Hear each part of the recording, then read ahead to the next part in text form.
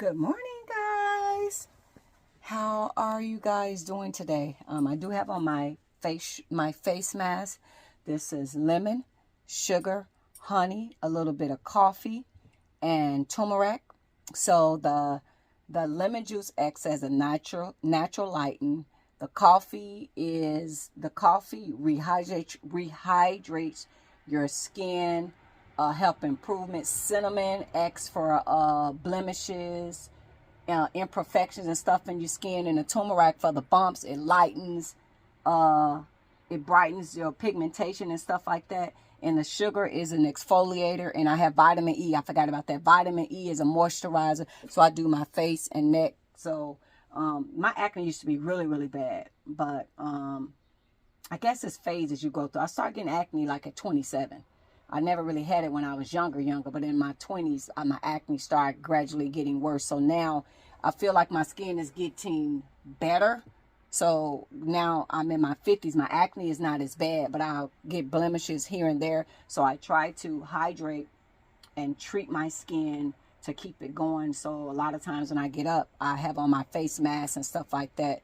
So this is something that I use, that's a consistent thing for me. Even your lips, because lemon, sugar, honey, you can exfoliate and do that. And then I use moisturizers, throughout the day. A lot of times I'm in a house and I'm working from home. So y'all will see me just with moisturizer on. But when I try to fix up, I try to put on my makeup and different stuff like that. But I do behind the scenes take care of my skin, never sleeping in makeup, because I do think that makeup does kind of ruin your skin, and it does, to me, make you look older. Because honestly, I feel like, cause I've been wearing makeup so long, it gives you that sleepy look. Like even with Tyra Banks or something, I see like a sleepy look. But anyway, with no further ado, because just in case if somebody have never watched me, like what is on her face, I wanted to let y'all know. So y'all see this dress right here that I'm gonna work on, that I'm working on, and I'm gonna talk y'all through it. So I've never used to make these kind of dresses because I learned online and I was truly intimidated by it. Okay, so what I've learned when you're making these type of dresses, so I got the corset shape. I did the tape method right on this mannequin. So if you want to learn to do this, either get this mannequin that can expand, you can put it to your size, or Sure Fits Designs, onlymannequin.com. And from my measurements, so you'll do your measurements and they'll recommend what mannequin is closer in your size. So when I gave my measurements, I registered at and this is what you'll see, this number on your mannequin. So you, when you get it, so if you are 8, you'll see your mannequin will have a 8 on it. Your mannequin will have, y'all see that?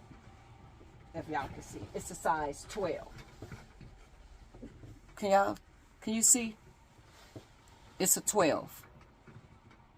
It's a size 12. So you'll do your measurements, and they'll come up with the dressmaking mannequin that more or less mimic your size. So 39, 30.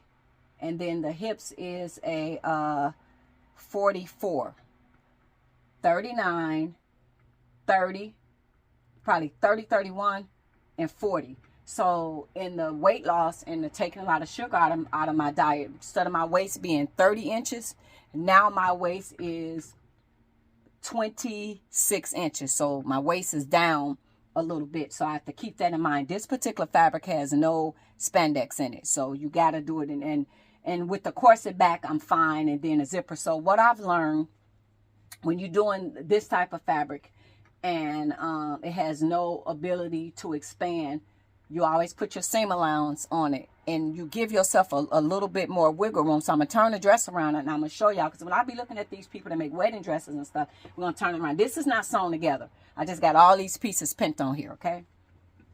So when they making these dresses, let me move back.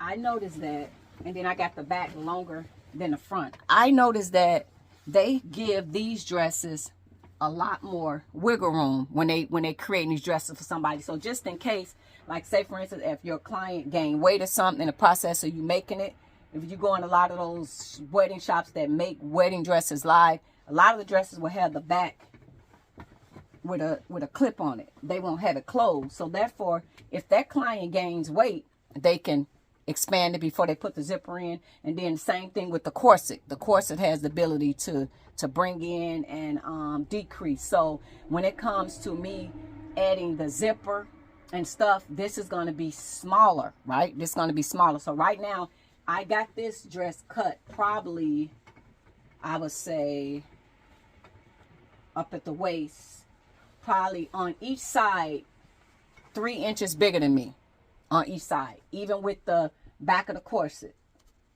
Right here I got to fold over, so that's about 2 inches bigger than me. Okay, 2 inches bigger than me. So when you're making these type of special occasion dresses, don't cut them the exact your size, especially when you're dealing with a non-spandex fabric. I learned that down the line when I started watching a lot of people that make wedding dresses. I always was wondering, like, why do they have them dresses so big and it, you know, it's not their size. So you do that, especially like if you're making a wedding dress or a special occasion gown for a client and their wedding is scheduled next year, because some women are start early.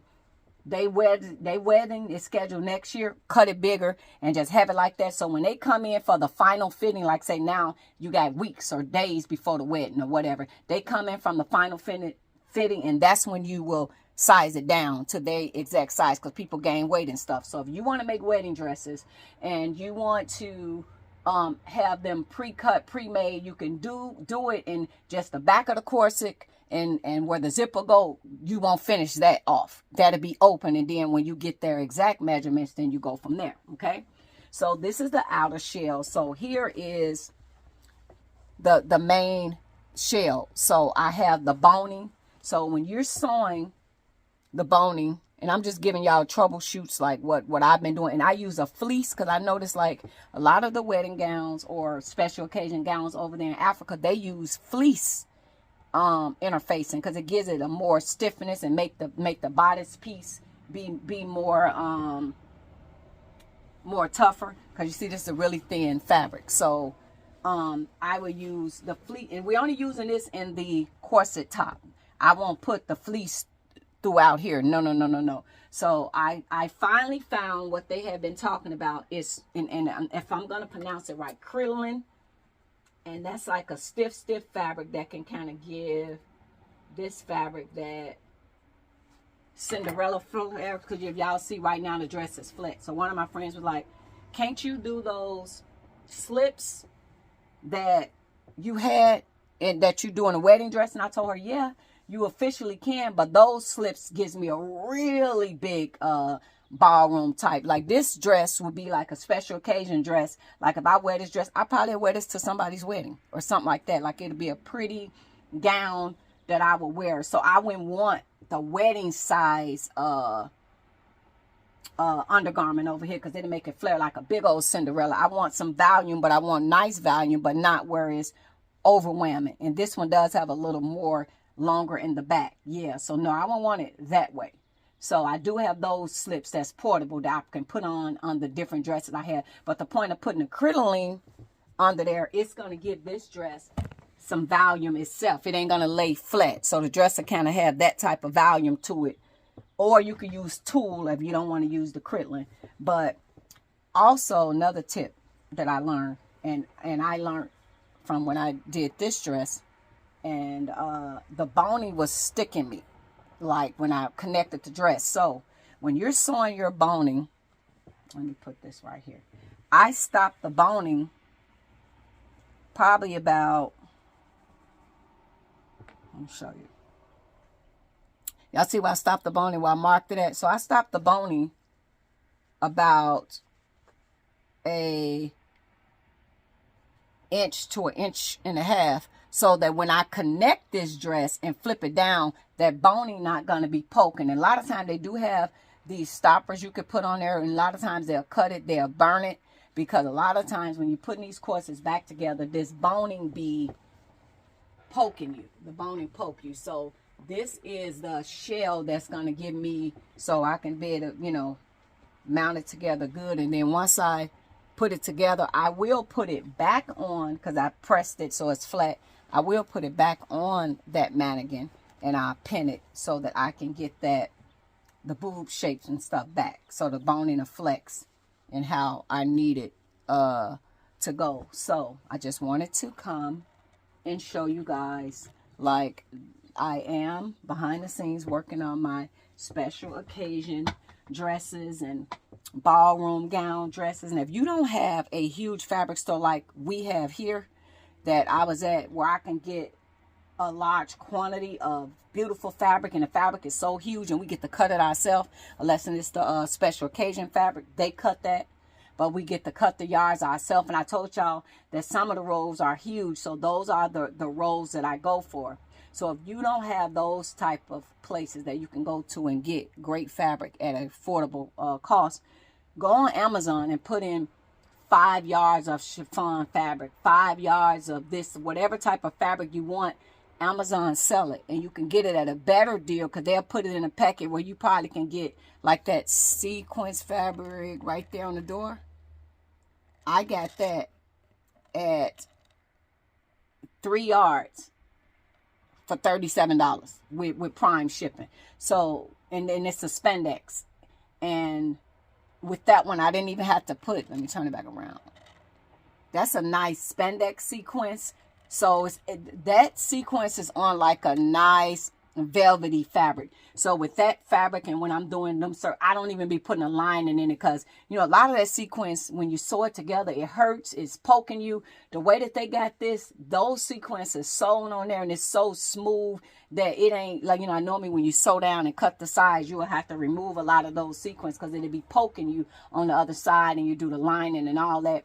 So these is a spandex fabric that's made to fit your body, firm fitting. I'm using the spandex on top of velvet sequence. That's the one that I'm using. So that one I like to put and just make a nice fitted, because I like a lot of my dresses to be fitted like this. This is spandex fabric. So I don't have a lining in there. This one is gonna have crinoline, and I'm wondering if I want a lining and stuff like that, because I want this to be like kind of bold, kind of that bold flowiness. So the crinoline is going to make it stiff. I wanted to show y'all what's going on behind the scenes, and also just to tell you guys to just push yourself. If you tell your mind you can't do something, then you're not going to be able to do it. So practice hard. If you mess up, don't be afraid. Just keep going. Make your costs when you're practicing affordable. So look for the cheapest fabric and watch a lot of videos. And I will say, a lot of videos that I've seen online, they be real complicated for somebody that's new to sewing, because they do a lot of drafting and the measurements. And I think for somebody just starting out, if they're not comprehending it, that can be hard. So go to Misha TV, and I started out before I got my diploma in cloning clothes. So meaning I'll take a pre-existing dress that I have, and I will clone that. So that's how I don't have traditional patterns. So now God gave me the gift of vision. I can look at a particular dress or something, and then I can create a pattern from it. These sweetheart dress piece, I made this directly off this dress mannequin using a tape method. I do have that video, so you probably got to go way back, Gino. And you use that method. You want to make the bra cups, remember you use a bra that you have. Or Gino, I need you to be quiet, please. Gino, I'm going to get them to put the poppers on you. He's scared of those 4th of July poppers, so tell him that. He kind of shut up sometime. So they're going to come get you.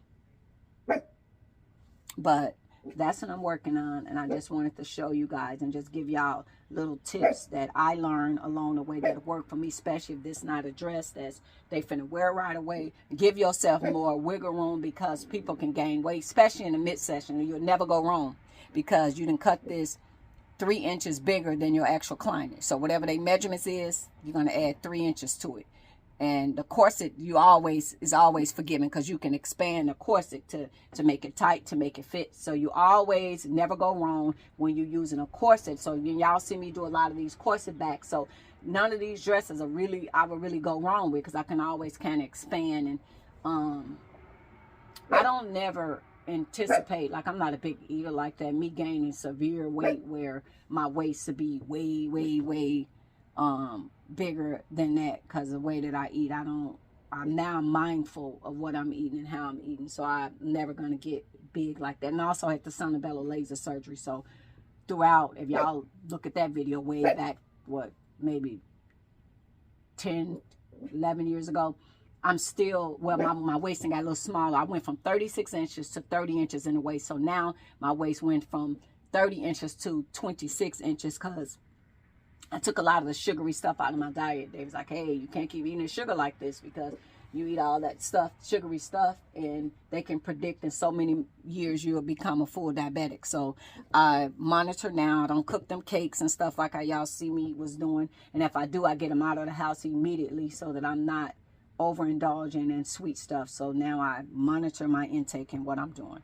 and what I'm bringing in the house. So I wanted to talk to you guys about that, troubleshoot with you guys, and let y'all know to face y'all fears, because this was something that I was not doing. I learned everything online, and when it comes to this type of fabric, I was terrified. But if you follow your measurements, give yourself seam allowance, these clothes will fit.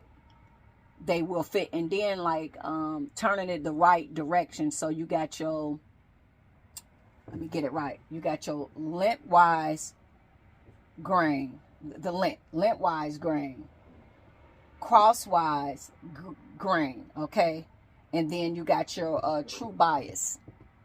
So when you're cutting fabric, just, you know, knowing where to cut it, you look for your lengthwise, crosswise, and true bias. So when you cut the fabric on the true bias, even taking a fabric that don't stretch, you can get some stretch out of it. That's why you see a lot of people in the bias is going that way. So if you want to make trims for around here, whatever, they always will cut that fabric on a true bias so they can get it to flex and do stuff like that. So the Critlin is on Amazon, and they got it in 58 by 60 inches. So I'm going to need like 3 yards of the Critlin. And to make this dress kind of automatically do this without adding the big slip, it'll be made into the dress. So this dress will always kind of fall like that regardless. So that's what I'm working on. And thanks for watching, guys. Toodles.